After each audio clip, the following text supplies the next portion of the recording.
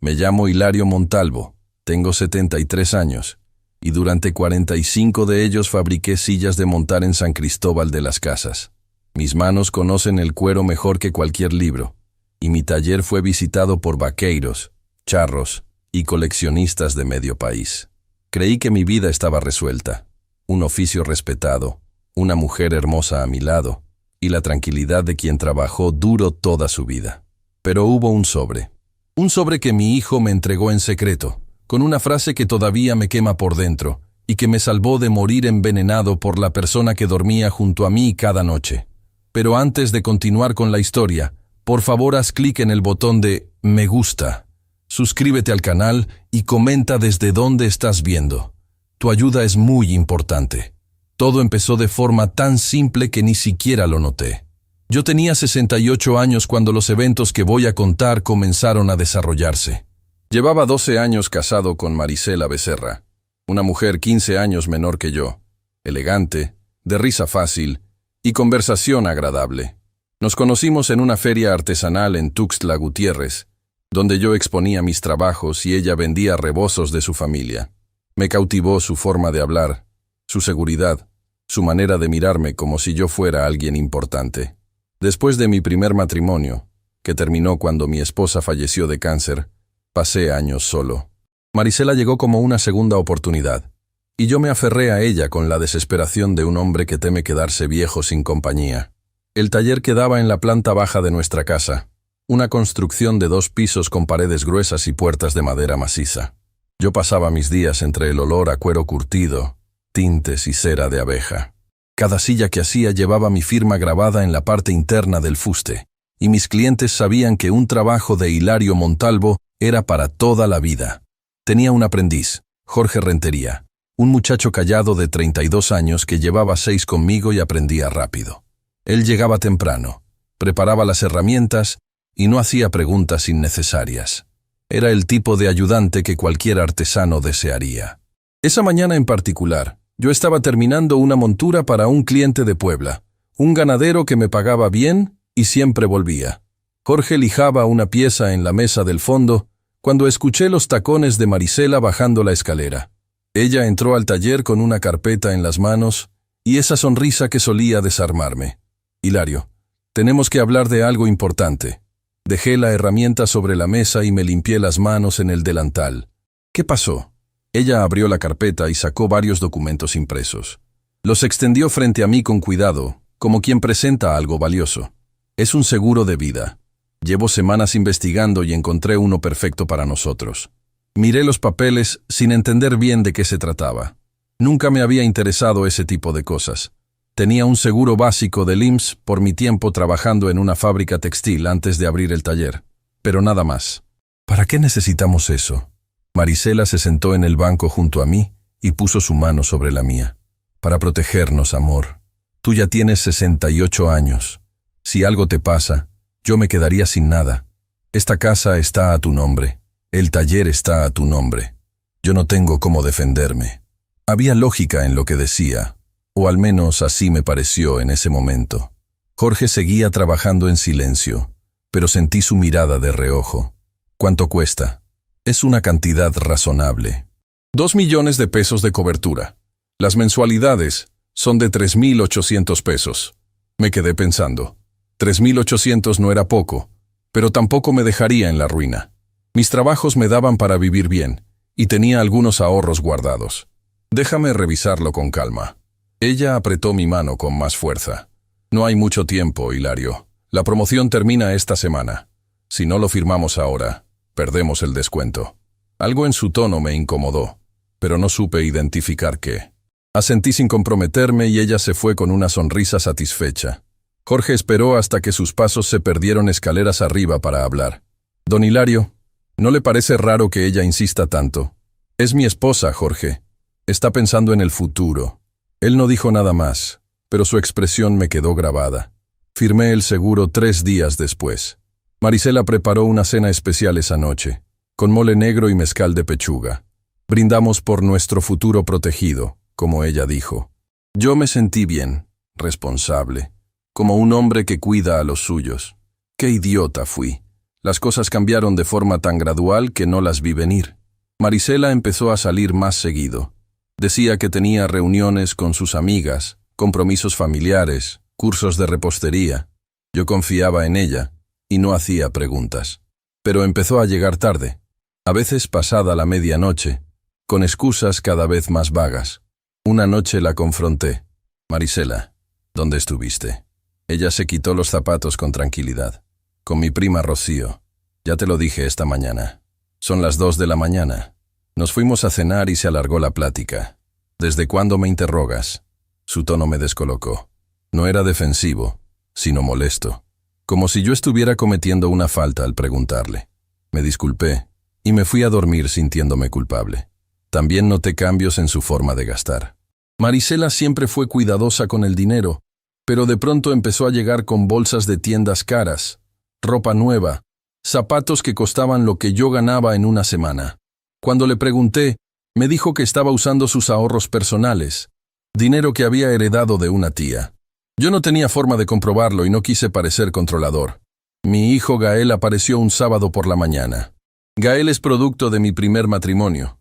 Tiene 42 años y trabaja como carpintero en su propio taller. Es un hombre reservado, de pocas palabras, pero observador. Desde que me casé con Marisela, nuestra relación se enfrió. Él nunca me dijo directamente que ella no le agradaba, pero lo sentía en la forma en que la miraba, en cómo evitaba las reuniones familiares donde ella estuviera presente. Ese día llegó sin avisar. Tocó la puerta del taller mientras yo estaba cosiendo las correas de una silla nueva. ¿Puedo pasar? Claro, hijo. ¿Qué te trae por acá? Gael cerró la puerta detrás de él y se quedó de pie, con las manos en los bolsillos. Necesito hablar contigo. A solas. Algo en su voz me alertó. Le hice una seña a Jorge, que se disculpó y salió del taller. Cuando estuvimos solos, Gael se acercó a la mesa. ¿Sabes en qué anda Marisela? La pregunta me tomó por sorpresa. ¿A qué te refieres? A que la he visto en lugares donde no debería estar, con gente que no es de su familia. Sentí que algo se endurecía en mi pecho. Gael, si tienes algo que decir, dilo directo. Él respiró hondo. La vi la semana pasada en un café en el centro, sentada con un tipo joven. No parecían amigos. Parecían otra cosa. Me levanté del banco tan rápido que tiré una herramienta al suelo. ¿Estás acusando a mi esposa de engañarme? Estoy diciéndote lo que vi, papá. Puedes creerme o no. Sentí rabia, pero no hacia Marisela. Hacia él, hacia Gael por venir a mi taller a plantar dudas, a romper la paz que tanto me había costado construir. No vuelvas a hablar así de ella. Es tu madrastra. Ella no es nada mío. Y si no quieres verlo, allá tú. Se fue sin despedirse. Yo me quedé temblando de coraje, pero también de algo más, algo que no quería nombrar. Esa noche, cuando Marisela llegó, la observé con más atención. Traía un perfume nuevo. Se había cambiado de ropa. Tenía el celular pegado a la mano, como si esperara un mensaje importante. Le pregunté cómo le fue en su día, y me respondió con monosílabos. Subió a la recámara y cerró la puerta. Yo me quedé abajo, en el taller, trabajando hasta la madrugada porque no podía dormir. Jorge notó mi estado al día siguiente. ¿Está bien, don Hilario? Sí, solo cansado. Si necesita hablar, aquí estoy. Asentí sin mirarlo. No podía hablar. No sabía ni qué decir. Gael volvió a aparecer 2 semanas más tarde. Esta vez no entró al taller.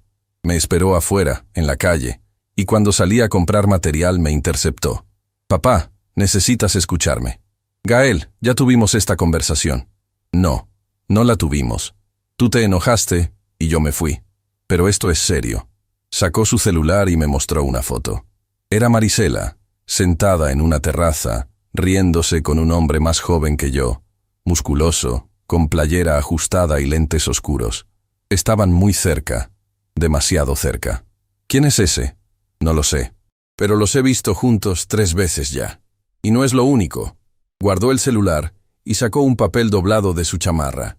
Contraté a alguien para que revisara las redes sociales de Marisela.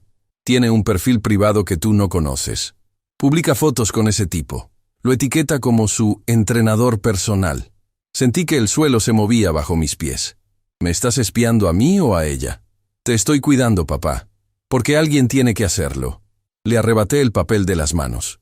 Tenía capturas de pantalla impresas, fotos de Marisela en gimnasios que yo no conocía, con ropa deportiva que nunca le había visto, junto a ese hombre. En una de las imágenes, él tenía la mano en su cintura. Esto no demuestra nada. Demuestra que te miente. Y si te miente en esto, ¿en qué más te está mintiendo? No respondí. No podía. Gael me puso una mano en el hombro. Papá, solo te pido que abras los ojos. Fíjate en cómo gasta, en sus horarios, en cómo te trata. Algo no está bien. Se fue antes de que pudiera responder. Yo me quedé parado en medio de la calle, con esas fotos en la mano, sintiéndome más viejo y más tonto que nunca. Esa noche revisé los estados de cuenta de nuestra cuenta compartida. Había retiros que no reconocía, depósitos extraños, transferencias a nombres que no me sonaban. Marisela manejaba las finanzas de la casa porque yo siempre fui malo con los números, pero esto era diferente. Había movimientos grandes, cantidades que no correspondían con lo que ganábamos. Cuando ella llegó, fingí que todo estaba bien. Le pregunté por su día y ella me contó una historia sobre una amiga que estaba pasando por un divorcio. Yo asentía mientras la observaba. Sus gestos, su forma de evitar mi mirada, la manera en que revisaba el celular cada 5 minutos. Subió a darse un baño, y yo aproveché para revisar su bolsa. No sé qué esperaba encontrar, pero necesitaba respuestas. Dentro había recibos de restaurantes caros, de hoteles, de tiendas de ropa interior que ella nunca me había mostrado. Sentí una náusea profunda. Guardé todo de vuelta y me senté en la sala.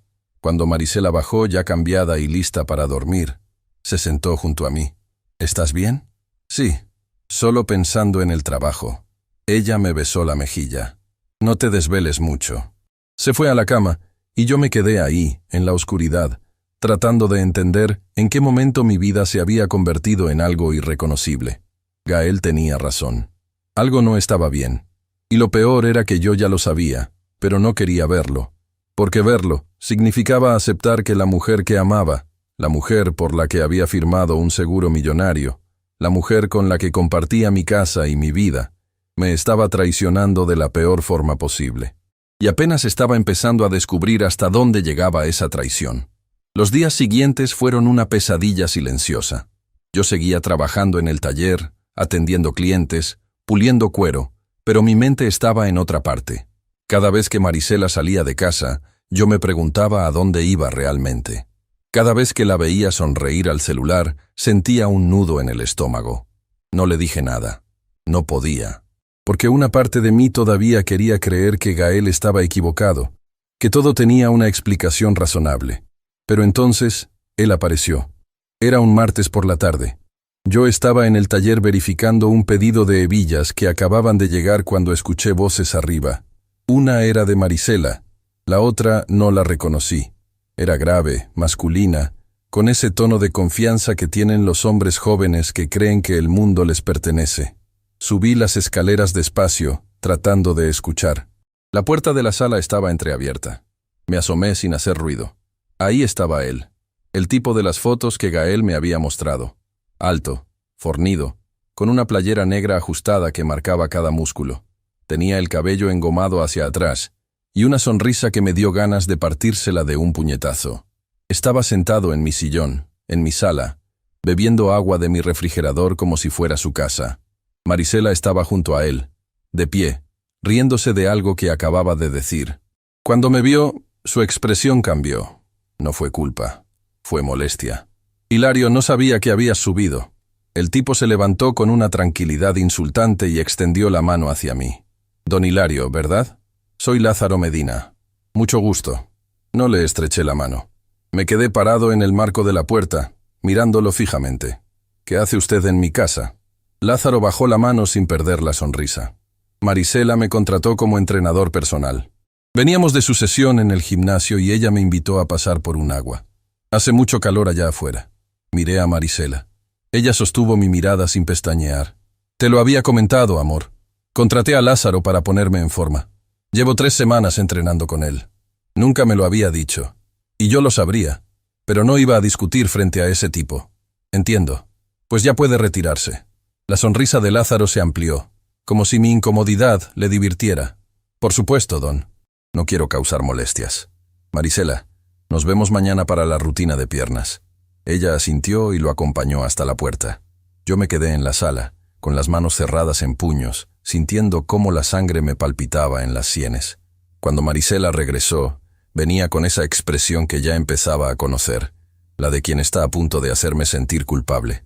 ¿Qué fue eso, Hilario? ¿Qué fue qué? Esa grosería. Lázaro es mi entrenador, un profesional. No me dijiste que lo traías a la casa, porque sabía que ibas a reaccionar así, como un celoso. Esa palabra me dolió más de lo que esperaba, porque tenía razón.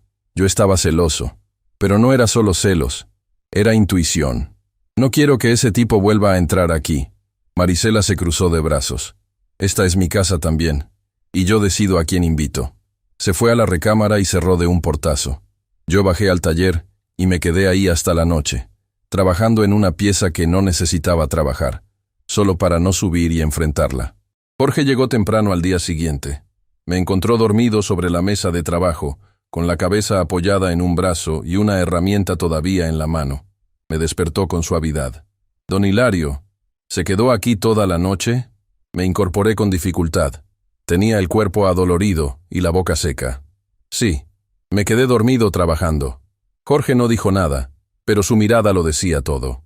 Preparó café en la cafetera del taller y me pasó una taza. Bebí en silencio mientras él organizaba las herramientas. «Don, si necesita hablar de algo, sabe que puede confiar en mí». «Lo sé, Jorge, pero hay cosas que un hombre tiene que resolver solo». Él asintió y siguió trabajando. Yo subí a la casa a cambiarme de ropa. Marisela ya no estaba. Había dejado una nota sobre la mesa de la cocina. Salía a hacer unas compras. Regreso en la tarde. Ni siquiera se había despedido de mí. Revisé su closet. La ropa deportiva que supuestamente usaba para entrenar no estaba. Pero tampoco estaba la ropa elegante que solía ponerse para salir con sus amigas. Abrí el cajón de su buró y encontré algo que me heló la sangre. Un segundo celular. Pequeño, viejo, de esos que ya casi nadie usa. Lo encendí. Estaba protegido con contraseña. No soy bueno con la tecnología, pero probé lo obvio. Su fecha de nacimiento. No funcionó. Mi fecha de nacimiento. Tampoco. Probé la fecha de nuestra boda. El teléfono se desbloqueó. Lo que vi ahí dentro me quitó el aire. Mensajes. Cientos de mensajes entre Marisela y Lázaro. Fotos que ella nunca me había mostrado. Videos. Conversaciones donde hablaban de lugares donde habían estado juntos. Hoteles donde se habían hospedado. Planes futuros. Y entonces vi algo que me paralizó. Una conversación de hace 2 meses. Lázaro escribía: ¿Ya firmó el seguro? Marisela respondía: Sí, 2 millones. Solo hay que esperar el momento correcto. Seguí leyendo, con las manos temblando tanto que casi se me cae el teléfono. Había mensajes donde discutían cómo hacerlo parecer natural. Palabras como medicamentos, presión arterial, infarto. Mi nombre aparecía una y otra vez, pero nunca como Hilario. Siempre como el viejo o tu marido. Sentí náuseas. Me senté en la cama, que ya no sentía como mía, y leí cada mensaje. Cada palabra era una puñalada. Marisela no solo me estaba engañando, estaba planeando matarme. Apagué el teléfono y lo puse exactamente donde lo había encontrado. Bajé al taller como pude, con las piernas temblorosas. Jorge me vio entrar y dejó lo que estaba haciendo. «Don Hilario, está pálido. ¿Qué pasó? Necesito que hagas algo por mí, sin preguntas. Lo que sea. Llama a Gael. Dile que venga. Urgente». Jorge sacó su celular de inmediato. Yo me senté en el banco de trabajo y traté de respirar. No podía llorar. No podía gritar. No podía hacer nada más que esperar a que mi hijo llegara. Gael apareció media hora después. Entró al taller con el rostro tenso, como si ya supiera que algo grave había pasado. Jorge nos dejó solos sin que tuviera que pedírselo. «¿Qué pasó, papá?» Le conté todo. El celular, los mensajes, el plan. Las palabras se me atascaban en la garganta, pero logré decírselo todo. Gael escuchó en silencio, con la mandíbula apretada y los puños cerrados sobre las piernas. «Tenemos que ir a la policía». «¿Con qué pruebas? ¿Un celular que revisé sin permiso?» «Dirá que lo inventé.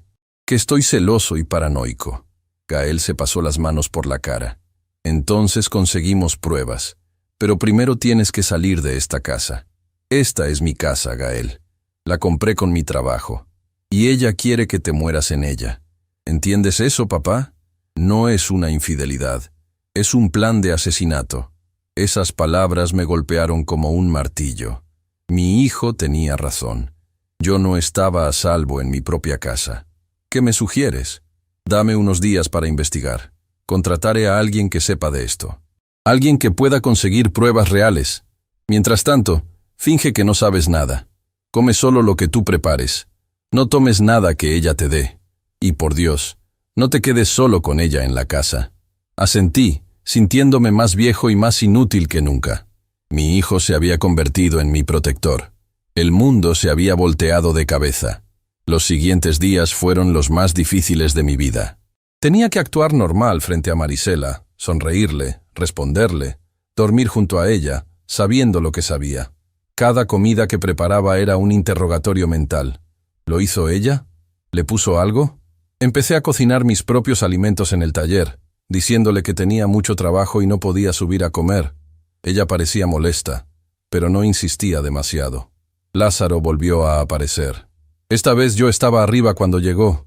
Tocó la puerta con la confianza de quien ya conoce la casa. Marisela abrió y lo recibió con una sonrisa que nunca me dedicaba a mí. Lázaro, pasa, ya estoy lista.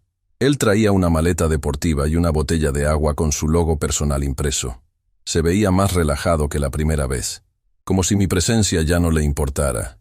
Me saludó con un movimiento de cabeza. Don Hilario, joven. Se fueron juntos, y yo los vi subir a un carro que no era de ella. Un sedán gris, reciente, con rines deportivos. Anoté las placas en un papel. Se lo pasaría a Gael. Esa noche, Marisela llegó más tarde que de costumbre. Entró a la casa con bolsas de una farmacia. Las dejó en la cocina y subió a bañarse. Yo esperé a que cerrara la puerta del baño y revisé las bolsas. Había medicamentos, muchos. Pastillas para la presión arterial, anticoagulantes, calmantes. Algunos a nombre de ella, otros sin receta. Fotografié todo con mi celular viejo, tratando de que las imágenes salieran claras. Luego guardé las bolsas exactamente como estaban. Subí a la recámara y fingí estar leyendo cuando ella salió del baño. ¿Cómo te fue hoy?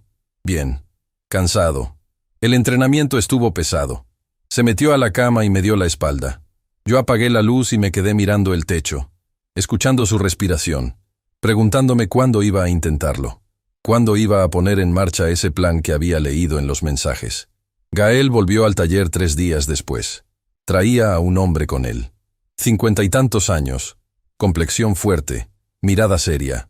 Se presentó como Esteban Durán, investigador privado con experiencia en casos de fraude y violencia intrafamiliar. Su hijo me puso al tanto de la situación. Necesito que me cuente todo desde el principio. Lo hice. Le conté del seguro, de Lázaro, del celular, de los medicamentos. Le mostré las fotos que había tomado. Esteban las revisó con atención. Esto es delicado. Si nos apresuramos, ellos pueden borrar evidencias o cambiar de plan. Necesitamos pruebas contundentes de intención criminal. ¿Cómo conseguimos eso? Dejando que intenten hacerlo, pero bajo vigilancia, con grabaciones. La idea me aterrorizó. ¿Quiere que me deje envenenar? Quiero que finjamos que sucede. Instalaremos cámaras y micrófonos en su casa sin que ella lo sepa. Usted simulará un viaje, pero volverá antes de lo planeado. Si ella intenta algo, lo grabaremos. Con eso, tendremos suficiente para un arresto. Miré a Gael. Él asintió. Es la única forma, papá. Tragué saliva. Mi vida se había convertido en una pesadilla, y la única salida era convertirla en una trampa. ¿Cuándo empezamos? Ahora. Pero necesito que actúe normal hasta que todo esté listo. Ni siquiera puede contarle a su aprendiz. Esa noche le dije a Marisela que tenía que viajar a Oaxaca para ver a un proveedor de cuero, que estaría fuera 3 días. Ella pareció sorprendida, pero luego sonrió. Está bien, te hace falta salir un poco. Has estado muy estresado últimamente. Su tono me puso la piel de gallina, pero sonreí de vuelta. Sí, creo que me hará bien. Empaqué una maleta pequeña mientras ella me observaba desde la puerta de la recámara. Metí ropa, artículos de aseo, mi cartera, todo normal. Cuando terminé, ella se acercó y me abrazó. Ten cuidado en el camino. Olía a ese perfume nuevo que usaba, el que probablemente le había regalado Lázaro. Sentí asco, pero le devolví el abrazo. Gracias, amor. Me fui de la casa con la maleta en mano, subí al carro y arranqué. Manejé hasta la esquina, donde Gael me esperaba en su camioneta. Dejé mi carro ahí y me subí con él. ¿Estás listo? No, pero no tengo opción. Gael me llevó a un departamento pequeño que había rentado para mí. Esteban ya estaba ahí, junto con un técnico que traía maletines llenos de equipo. Pasamos toda la noche planeando. Al día siguiente, mientras Marisela estaba en el gimnasio con Lázaro, entramos a mi casa. El técnico instaló cámaras diminutas en la sala, la cocina y la recámara. Micrófonos en lugares estratégicos. Todo inalámbrico, todo invisible. Esto grabará todo. Audio y video. Se guarda automáticamente en la nube. ¿Y si los descubre? No lo hará. Son del tamaño de un botón. Terminamos en 2 horas. Salimos de la casa sin dejar rastro. Yo me quedé en el departamento de Gael, mirando la pantalla de una laptop donde podía ver mi propia casa en tiempo real. Era surreal. Ver mi sala vacía, mi cocina, mi cama. Y entonces en la pantalla vi cómo Marisela entraba con Lázaro. Lo besaba en mi sala. Se reían. Él la cargaba y la llevaba a mi recámara. Gael me quitó la laptop de las manos. No tienes que ver esto, pero era demasiado tarde. Ya lo había visto. Y aunque ya lo sabía, verlo con mis propios ojos fue como morir un poco por dentro. Esa noche, en la pantalla, los vi hablando en la cocina. Lázaro sostenía una bolsa de la farmacia. Marisela sacaba las pastillas. Y entonces escuché sus voces a través del micrófono. ¿Cuándo vuelve? Pasado mañana. Perfecto. Le preparas el caldo que tanto le gusta. Le pones esto en el plato. Con la dosis que le hemos dado estos días, su presión ya debe estar inestable. Esto lo terminará. Marisela reía. Reía mientras planeaba matarme. Entre muertos no hay divorcio. Y yo no pienso perder ese seguro. Esteban, que estaba junto a nosotros, detuvo la grabación. Ya tenemos lo que necesitábamos. Gael me abrazó. Yo no pude llorar. No pude sentir nada. Solo un vacío enorme donde antes había estado mi corazón. Y ahí entendí que lo que vendría después no sería justicia. Sería supervivencia. Esteban explicó el plan con la frialdad de un cirujano. Yo volvería a casa al día siguiente, antes de lo previsto, como si el viaje se hubiera cancelado. Actuaría normal. Si Marisela me ofrecía comida o bebida, yo la tomaría pero no la consumiría realmente. Simularía mareos, debilidad, los síntomas que ellos esperaban ver. Todo estaría grabado. Y cuando tuviéramos suficiente evidencia de intento de asesinato, un equipo de policías judiciales que Esteban había contactado entraría a la casa. Tiene que ser convincente. Si ella sospecha algo, abortará el plan y nunca podremos probarle nada. ¿Y si algo sale mal? Nada saldrá mal. Yo estaré monitoreando todo desde afuera, en una camioneta. Gael estará conmigo. Al menor signo de peligro real, entramos. Gael puso su mano sobre mi hombro. No voy a dejar que te pase nada, papá. Esa noche no dormí. Me quedé sentado en el sofá del departamento rentado, mirando el techo, pensando en cómo había llegado hasta ahí. 12 años de matrimonio. 12 años creyendo que había encontrado compañía, amor, una razón para seguir adelante después de perder a mi primera esposa. Y todo había sido mentira. Peor que mentira. Había sido una trampa mortal. Llegó la mañana. Me duché. Me vestí con ropa limpia. Tomé mi maleta. Gael me llevó de vuelta a mi casa. Eran las 10 de la mañana. Marisela no esperaba verme hasta la noche. Llámale antes de entrar. Que parezca natural. Saqué mi celular y marqué. Ella contestó al tercer tono. ¿Hilario? ¿Pasó algo? El proveedor canceló. No tenía caso quedarme. Ya voy llegando a la casa. Hubo un silencio breve. Luego su voz, controlada. Ah, qué pena. Bueno, aquí te espero. ¿Ya desayunaste? No. Vengo directo de la carretera. Te preparo algo rico entonces. Llegas con hambre, imagino. Sí. Gracias, amor. Colgué. Gael me miró. Esa es tu última oportunidad de echarte para atrás. No hay vuelta atrás. Esto termina hoy. Me bajé de la camioneta 2 cuadras antes de mi casa. Caminé despacio, arrastrando la maleta, como un hombre cansado de un viaje largo. Cuando llegué a la puerta, respiré hondo y toqué el timbre. No usé mi llave. Quería que ella me abriera. Marisela apareció en la puerta con una sonrisa que no le llegaba a los ojos. Traía puesto un vestido de casa y el cabello recogido. ¡Qué rápido llegaste! El camino estaba despejado. Me hizo pasar. La casa olía diferente. A limpiador, a algo floral. Como si hubiera estado borrando rastros. Déjame tu maleta. Ve a lavarte las manos. Te preparo un desayuno completo. Subí al baño. Me lavé las manos con agua fría, mirándome en el espejo. El hombre que me devolvía la mirada parecía más viejo de lo que recordaba. Con razón ella buscaba a alguien más joven. Con razón planeaba deshacerse de mí. Sequé mis manos y bajé a la cocina. Marisela estaba junto a la estufa. Había puesto a calentar algo en una olla. El olor era familiar. Caldo de pollo con verduras. Mi favorito. El que ella hacía cuando yo estaba enfermo o cansado. Sentí una tristeza profunda. No por lo que estaba a punto de pasar, sino porque incluso eso, ese gesto que yo había interpretado como amor durante años, había sido solo teatro. Siéntate. Ya casi está listo. Me senté en la mesa de la cocina. Desde ahí podía ver su espalda mientras revolvía el caldo.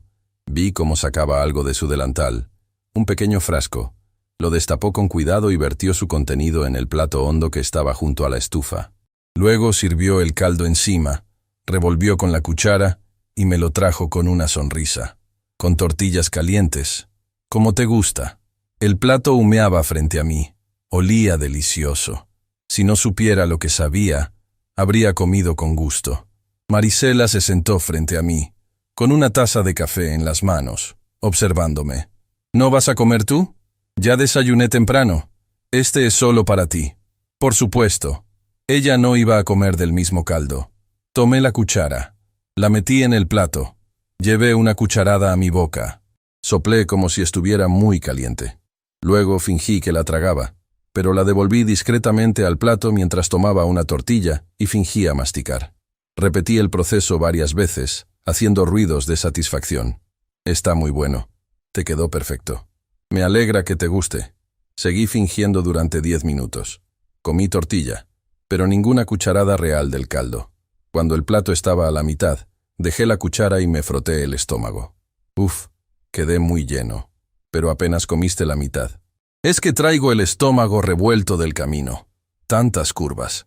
Me levanté de la mesa y llevé el plato al fregadero. Lo vacié por el drenaje, asegurándome de que nada quedara como evidencia de que no lo había consumido realmente. Lavé el plato con cuidado mientras Marisela me observaba. ¿Te sientes bien? Sí, solo cansado. Creo que voy a acostarme un rato. Buena idea. Descansa. Subí a la recámara. Me recosté en la cama, todavía vestido. Cerré los ojos. Escuché los pasos de Marisela subiendo la escalera. Sentí cómo se acercaba a la puerta de la recámara. Se quedó ahí parada un momento, solo observando. Luego escuché sus pasos alejándose. Bajó las escaleras. Escuché el sonido de su celular marcando. Me levanté despacio y me asomé apenas por la puerta. Desde ahí podía oírla hablar. Ya lo hizo. Se comió todo el plato. Ahora está arriba, acostado. Dice que se siente cansado. Hubo una pausa. Ella escuchaba a quien estuviera del otro lado. Lázaro, seguramente. No creo que tarde mucho. Con lo que le he dado estos días más lo de hoy, debería empezar en 1 o 2 horas máximo. Tú estate listo para venir cuando te llame. Otra pausa. Sí, amor. Ya casi somos libres. Colgó. Yo volví a la cama y me recosté. Ahora venía la parte más difícil. Tenía que simular los síntomas. Esteban me había explicado cómo se vería un envenenamiento de ese tipo. Presión arterial errática, mareos, sudoración, dolor de pecho, dificultad para respirar. Esperé 20 minutos. Luego empecé. Me llevé la mano al pecho y gemí bajito. Luego más fuerte. Escuché los pasos de Marisela subiendo corriendo las escaleras. Entró a la recámara con expresión de preocupación que habría ganado un premio de actuación. ¿Hilario? ¿Qué te pasa? No sé. Me duele el pecho. No puedo respirar bien. Me senté en la cama, respirando agitadamente. Ella se acercó, pero no demasiado. ¿Quieres que llame a una ambulancia? No, solo dame un momento. Debe ser el cansancio. ¿Seguro? Te ves muy pálido. Me dejé caer de nuevo en la cama, cerrando los ojos. Mi corazón latía rápido, pero no por el veneno que no había tomado, sino por el miedo de que ella notara que estaba actuando. Gemí de nuevo. Llevé la mano a mi garganta. «Agua. Dame agua». Ella salió corriendo. Escuché sus pasos bajando la escalera, luego el sonido del grifo. Regresó con un vaso de agua. Me lo acercó a los labios. Lo rechacé. «No, me da más náuseas. Hilario, estás muy mal. Voy a llamar a emergencias». «Espera, déjame descansar un poco». Ella me observó un momento más. Luego salió de la recámara. La escuché hablando por teléfono de nuevo, pero esta vez en voz baja, desde la sala. Yo aproveché para enviarle un mensaje rápido a Gael desde mi celular que tenía escondido debajo de la almohada. Un solo emoji, el pulgar hacia arriba, señal de que todo iba según el plan. Pasó una hora. Yo seguía en la cama, gimiendo ocasionalmente. Marisela subía cada 10 minutos a verme. En uno de esos momentos fingí convulsiones. Me sacudí en la cama, con los ojos en blanco, haciendo ruidos guturales. Ella gritó, pero no de horror. Fue un grito controlado, teatral. El grito de alguien que necesita tener testigos de su reacción. «¡Hilario! ¡Dios mío!». Se acercó, pero no me tocó. Solo me observó convulsionar. Cuando me detuve y quedé quieto, con los ojos cerrados y la respiración superficial, ella sacó su celular. «Lázaro. Ya. Ven ahora». Salió de la recámara. Bajó las escaleras. Yo me quedé quieto, escuchando. 15 minutos después, escuché el timbre. Marisela abrió. Escuché la voz de Lázaro. ¿Ya? Creo que sí. Está arriba. No se mueve. ¿Revisaste? No me atrevo a tocarlo. Ve tú. Escuché los pasos de Lázaro subiendo las escaleras. Se acercó a la recámara. Se quedó parado en la puerta, observándome. Yo mantuve los ojos cerrados, la respiración casi imperceptible. Él se acercó más. Sentí su presencia junto a la cama. Puso 2 dedos en mi cuello, buscando pulso. Yo había practicado esto con Esteban.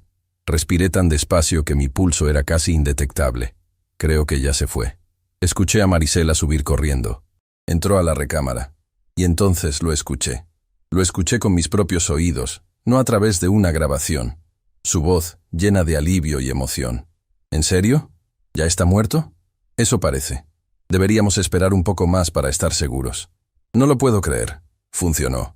Realmente funcionó. Ella se rió. Una risa nerviosa pero genuina. Lázaro la abrazó. Yo seguía ahí, inmóvil, escuchándolos celebrar mi supuesta muerte. Ahora tenemos que llamar a emergencias. Que parezca que lo encontraste así y entraste en pánico. Sí. Espera, déjame arreglarme. Tengo que verme destrozada. Salieron de la recámara. Los escuché bajar. Y entonces escuché algo más. Voces. Muchas voces. La puerta principal abriéndose con fuerza. Pasos corriendo. «Policía judicial. Manos arriba». Marisela gritó. Lázaro maldijo. Hubo forcejeo. Ruido de muebles moviéndose. Órdenes gritadas. Yo abrí los ojos. Me incorporé despacio. Me levanté de la cama y salí de la recámara. Desde el barandal de la escalera pude ver la escena completa. Marisela estaba esposada, de rodillas en la sala. Lázaro también, con 2 agentes sujetándolo. Gael estaba ahí, junto a Esteban, que sostenía una tablet donde se veían las grabaciones. Había 4 agentes más, todos con chalecos que decían «Policía Judicial». Bajé las escaleras despacio. Cuando Marisela me vio, su rostro pasó del terror a la confusión total. «Hilario, ¿estás vivo?» «Sí, estoy vivo, a pesar de tus esfuerzos». Ella negó con la cabeza, con lágrimas corriendo por sus mejillas. «No sé de qué hablas. Te encontramos mal. Íbamos a llamar a la ambulancia». Esteban se acercó con la tablet. Le mostró las grabaciones. Ella y Lázaro en mi casa, besándose. Ella preparando el caldo, vertiendo el frasco en mi plato. La llamada telefónica donde confirmaba el plan. Y finalmente, la celebración de hace 5 minutos. «Entre muertos no hay divorcio». Esas fueron tus palabras, ¿verdad? Marisela se desmoronó. Lloró, pero ya no eran lágrimas de actuación. Eran lágrimas de alguien que acaba de darse cuenta de que todo se acabó. «Hilario, por favor, podemos arreglar esto». Fue su idea, no mía. Él me manipuló. Lázaro escupió hacia ella. «Mentirosa. Todo fue tu plan. Yo solo seguía lo que tú decías. ¡Cállate! Tú me dijiste que sería fácil, que nadie lo notaría. Uno de los agentes, un hombre de unos 50 años con expresión dura, se acercó a mí. ¿Es usted Hilario Montalvo? Sí, soy el comandante Ruiz. Tenemos suficiente evidencia para arrestar a estas dos personas por intento de homicidio calificado. Necesito que venga con nosotros a rendir su declaración. Lo que necesiten. Marisela gritó mi nombre mientras la levantaban del suelo. Forcejeó. Intentó acercarse a mí. Hilario, por favor, perdóname. Fue un error. Yo te quiero. La sacaron de la casa a la fuerza. Lázaro iba más callado, con la cabeza baja, derrotado. Gael se acercó a mí y me abrazó fuerte. Ya pasó, papá. Ya pasó. Pero yo no sentía alivio. No sentía victoria. Solo sentía un vacío enorme donde antes había estado mi vida. Esteban recogió su equipo, las cámaras, los micrófonos, la laptop. Vamos a la agencia del Ministerio Público. Hay que formalizar todo esto. Salí de mi casa por última vez como el hombre que había sido. Cuando volví, horas después de declarar, de firmar papeles, de ver cómo encerraban a Marisela y Lázaro en celdas separadas, la casa estaba vacía. Los muebles seguían ahí, pero ya no era un hogar. Era solo un edificio con paredes. Jorge llegó esa noche. Gael lo había llamado para explicarle todo. Me encontró sentado en el taller, en la oscuridad, sin hacer nada. Don Hilario, no sé qué decir. No hay nada que decir, Jorge. ¿Qué va a hacer ahora? Esa era la pregunta, ¿verdad? ¿Qué hace un hombre de 68 años cuando descubre que su esposa intentó matarlo? ¿Qué hace cuando su casa se convierte en la escena de un crimen? ¿Qué hace cuando ya no puede confiar en nadie? No lo sé todavía, pero sabía una cosa. No podía quedarme ahí. No en esa casa. No en esa ciudad. No con esos recuerdos.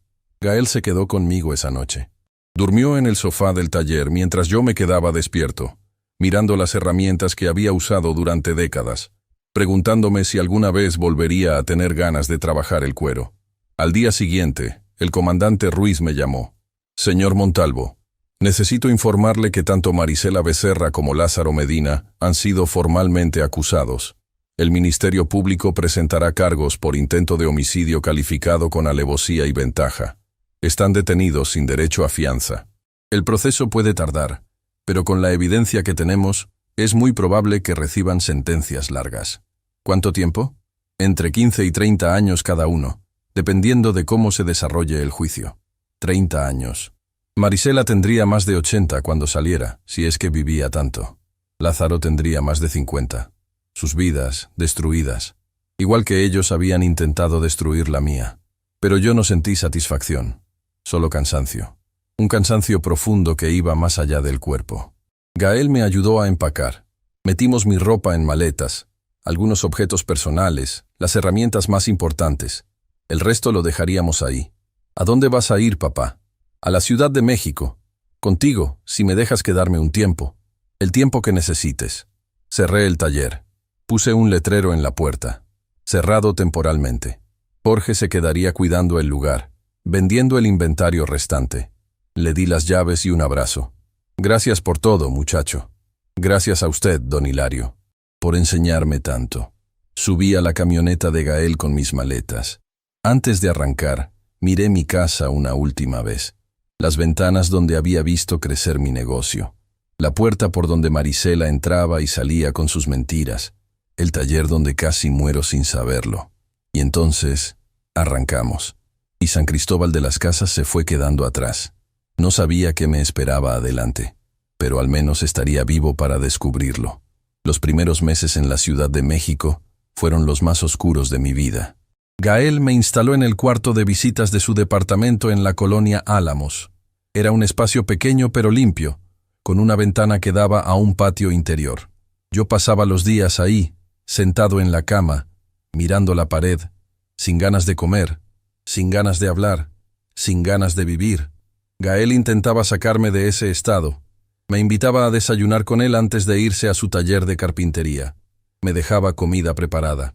Me hablaba de proyectos que tenía, de muebles que estaba construyendo, tratando de despertar mi interés. Pero yo apenas respondía. Mi mente seguía atrapada en esa casa de San Cristóbal, repasando cada momento, cada señal que no vi, cada vez que confié cuando debí haber dudado. El proceso legal avanzaba lento. Cada 15 días, el comandante Ruiz me llamaba con actualizaciones. Marisela y Lázaro seguían detenidos. Sus abogados intentaban negociar, pero las pruebas eran contundentes. Los audios, los videos, los mensajes del celular secreto, el testimonio de la farmacia donde compraron los medicamentos sin receta, todo apuntaba a una condena severa. Pero eso no me daba paz. Yo había sobrevivido, sí, pero había perdido algo más que una esposa traidora. Había perdido la capacidad de confiar, de creer en las personas, de ver el futuro como algo más que una amenaza. Una tarde, Gael llegó más temprano que de costumbre. Entró al cuarto sin tocar, algo que nunca hacía. «Papá, levántate. Vamos a salir. No tengo ganas. No te estoy preguntando. Vístete. Te espero en la sala». Su tono no admitía discusión. Me levanté con dificultad, me puse ropa limpia y salí. Gael ya estaba junto a la puerta, con las llaves en la mano. Subimos a su camioneta y manejó sin decirme a dónde íbamos. Cruzamos varios barrios hasta llegar a una zona de la periferia, cerca de Iztapalapa. Se detuvo frente a un edificio de 2 pisos, con un letrero que decía «Cooperativa Manos Artesanas». ¿Qué es esto? Es un lugar donde enseñan oficios a jóvenes de escasos recursos. Carpintería, herrería, textiles. Y hace un mes abrieron un taller de trabajo en cuero, pero el maestro que contrataron no funcionó. Lo corrieron la semana pasada. ¿Y eso qué tiene que ver conmigo? Que te están buscando un reemplazo. Y yo te propuse. Me quedé mirándolo sin entender. Gael, yo no estoy en condiciones de enseñar nada a nadie. Estás en condiciones de pudrirte en mi departamento sintiendo lástima por ti mismo. O puedes hacer algo útil con lo que sabes. Tú decides. Bajó de la camioneta y entró al edificio. Yo me quedé sentado, con ganas de decirle que me llevara de vuelta. Pero algo en sus palabras me dolió, porque tenía razón. Estaba desperdiciando lo único que me quedaba. Mi conocimiento, mis manos, mi oficio. Bajé de la camioneta y entré detrás de él. Adentro había un patio central rodeado de talleres. Escuché ruido de sierras, martillos, máquinas de coser. Olía a madera, metal, esfuerzo. Gael me llevó hasta una oficina donde una mujer de unos 40 años revisaba papeles. «Lupita, te presento a mi papá, Hilario Montalvo». Ella levantó la vista y me extendió la mano con una sonrisa cálida. «Don Hilario, Gael me ha contado maravillas de su trabajo. Necesitamos urgentemente a alguien que pueda enseñar talabartería básica. ¿Le interesaría? No sé si sea la persona indicada. Tiene 45 años de experiencia. Es exactamente la persona indicada». Me mostró el taller. Era pequeño, con herramientas básicas, algunas en mal estado. Había 5 mesas de trabajo y luz natural que entraba por ventanas altas. No era nada comparado con mi taller en San Cristóbal, pero había algo ahí que no esperaba sentir. Posibilidad. Tendría un grupo de 12 jóvenes, entre 16 y 23 años. Casi todos dejaron la escuela. Algunos tienen antecedentes. Pero todos quieren aprender. Lo que les enseñe puede cambiar sus vidas. Miré las mesas vacías, las herramientas esperando, y por primera vez en meses sentí algo más que dolor. Sentí propósito. ¿Cuándo empiezo? Lupita sonrió. El lunes, si le parece bien. Ese fin de semana, Gael me ayudó a comprar herramientas nuevas. Punzones, agujas curvas, tijeras especiales, martillos de talabartero. También compramos cuero de diferentes tipos y grosores. Invertí parte de los ahorros que había sacado de San Cristóbal, dinero que había escondido de Marisela durante años, sin darme cuenta de por qué lo hacía. Tal vez, en el fondo, siempre supe que algo no estaba bien. El lunes llegué a la cooperativa a las 8 de la mañana. Los 12 jóvenes ya estaban esperando. Había de todo. Muchachos con tatuajes, chicas con perforaciones, algunos con miradas desconfiantes, otros con curiosidad genuina. Me paré frente a ellos y no supe qué decir. No había preparado un discurso. Me llamo Hilario Montalvo. Llevo más de 40 años trabajando el cuero. Voy a enseñarles lo que sé. Pero solo si ustedes realmente quieren aprender. Un muchacho al fondo levantó la mano.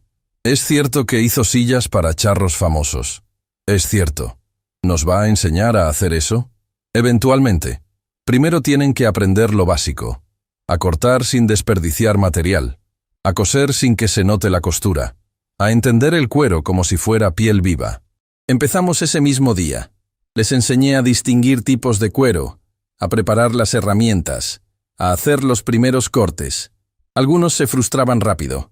Otros tenían una paciencia natural que me sorprendió. Una muchacha llamada Fernanda destacaba por su precisión. Un chico, Roberto, tenía manos fuertes perfectas para trabajar cuero grueso. Pasaron las semanas.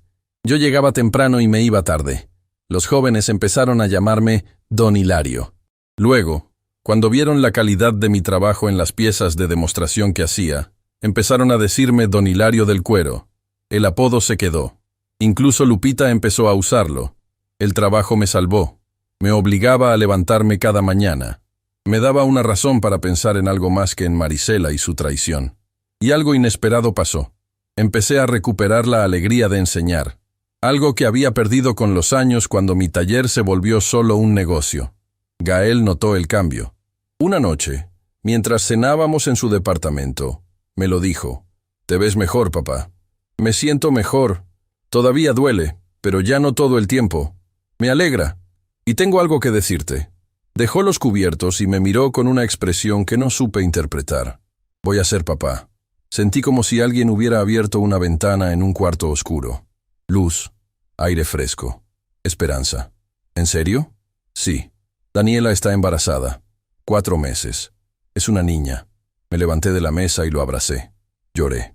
No de tristeza, sino de algo que no había sentido en mucho tiempo. Alegría pura. «Vas a ser abuelo otra vez, papá». Yo ya tenía nietos del primer matrimonio de mi hijo, pero esta vez era diferente. Esta vez yo estaría presente. Esta vez vería crecer a esa niña desde el principio. ¿Ya tienen nombre? Aitana. Se va a llamar Aitana. Aitana nació en febrero. Yo estaba en la sala de espera del hospital cuando Gael salió con ella en brazos, envuelta en una manta rosa. Me la pasó con cuidado. «Aitana, te presento a tu abuelo Hilario». La bebé abrió los ojos y me miró. Y yo sentí algo rompiéndose dentro de mí. Todas las corazas que había construido, todos los muros para protegerme del dolor, se derrumbaron. Lloré otra vez, sosteniendo a esa criatura pequeña que no sabía nada del mundo cruel donde acababa de nacer, pero que me hacía creer que todavía había bondad en él. Los meses siguientes fueron de reconstrucción. Visitaba a Aitana 3 veces por semana. La cargaba.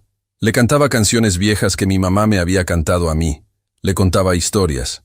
Gael y Daniela me integraron a su vida familiar de una forma que nunca habíamos tenido. Las heridas entre nosotros, causadas por años de distancia y desconfianza hacia Marisela, empezaron a sanar. En la cooperativa, mi grupo de estudiantes avanzaba. Ya hacían carteras, cinturones, pequeñas bolsas. Fernanda resultó tener un talento especial para el trabajo decorativo. Roberto aprendió a hacer fundas para cuchillos que vendía en un tianguis los fines de semana. Verlos progresar me llenaba de un orgullo que no había sentido en años. Un sábado, mientras esperaba a Gael afuera de su departamento para ir juntos a comer, una mujer se acercó. Tendría unos 60 años, cabello corto con canas, expresión amable. «¿Usted es don Hilario del Cuero?» «Sí». «¿Nos conocemos?» «No, personalmente. Soy Elena Robredo. Mi sobrino Roberto estudia con usted en la cooperativa. Habla maravillas de sus clases. Roberto es un buen muchacho. Tiene manos fuertes y voluntad. Él dice lo mismo de usted, que es un maestro de verdad, no como los otros que ha tenido». Conversamos unos minutos. Elena era maestra jubilada, viuda desde hacía 5 años, voluntaria en la cooperativa donde daba clases de alfabetización. Tenía una forma de hablar directa pero cálida. Cuando Gael llegó, se despidió con una sonrisa. «Fue un gusto conocerlo, don Hilario. Espero que volvamos a platicar». Gael me miró con una expresión divertida. «¿Quién era esa señora?» «La tía de Roberto. Te estaba coqueteando, papá. No digas tonterías». Pero él tenía razón. Y yo lo sabía. Y también sabía que la idea me había asustado. Elena empezó a aparecer más seguido en la cooperativa.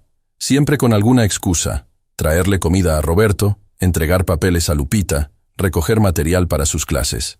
Y siempre se detenía en mi taller a saludar.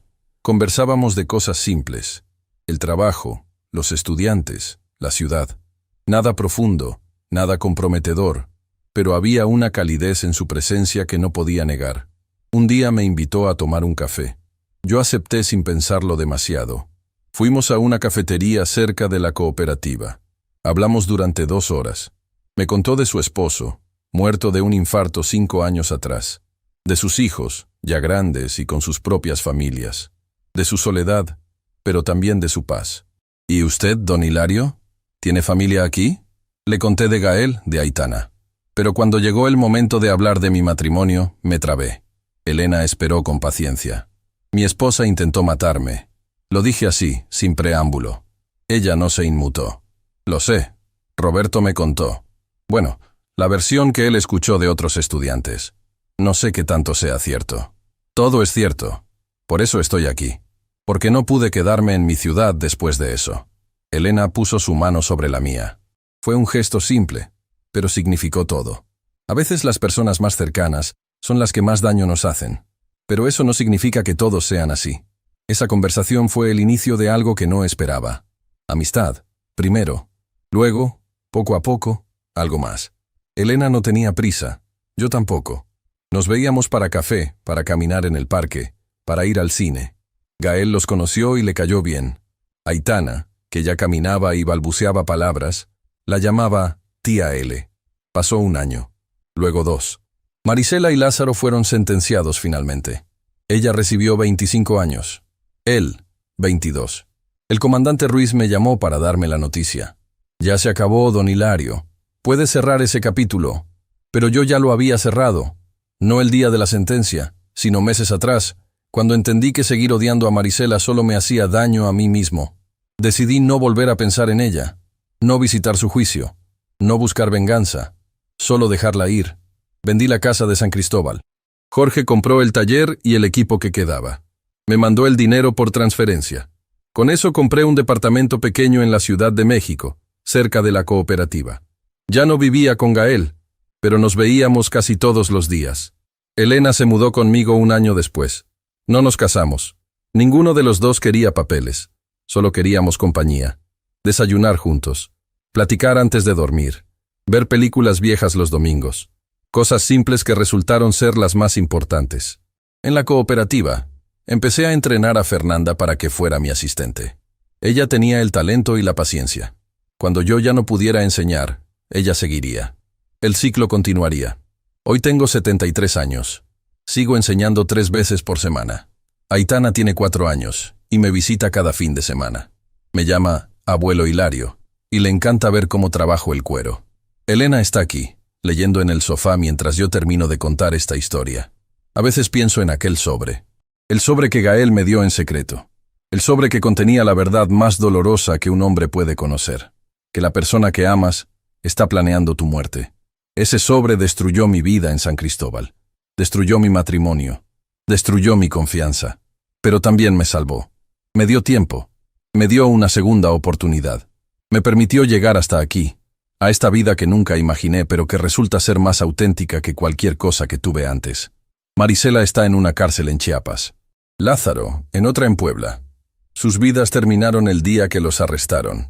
Pero la mía apenas estaba comenzando de nuevo. Aprendí algo en estos años. El dolor puede destruir una fase de tu vida. Eso es cierto. Puede llevarse tu casa, tu matrimonio, tu ciudad, tu confianza. Puede dejarte en ruinas, pero no tiene que destruir al hombre completo, porque dentro de esas ruinas, si buscas con cuidado, siempre hay algo que sobrevive, una habilidad, un hijo, una nieta, una oportunidad de empezar de nuevo. Yo sobreviví. Y más que eso, aprendí a vivir otra vez. Cuando los jóvenes de la cooperativa me preguntan por qué dejé San Cristóbal, les digo la verdad. No con todos los detalles, pero sí con la lección. Que a veces las personas más peligrosas son las que duermen junto a ti. Que confiar es necesario, pero verificar también. Que el amor real no te pide que firmes seguros millonarios. Que si algo se siente mal, probablemente lo sea. Y les digo que si algún día alguien les da un sobre con información que cambiará sus vidas, que lo abran, que lean, que no ignoren las señales. Porque ese sobre, por más doloroso que sea su contenido, puede ser la diferencia entre seguir vivo o terminar en una tumba. Gael salvó mi vida. Y yo, con los años que me quedan, trato de salvar a estos muchachos de las calles, de la violencia, del futuro sin esperanza. Les doy herramientas, les doy oficio, les doy dignidad. Es mi forma de agradecer esa segunda oportunidad. Mañana volveré a la cooperativa. Fernanda presentará su primera silla de montar completa. Roberto comenzará un proyecto de fundas personalizadas para un cliente grande.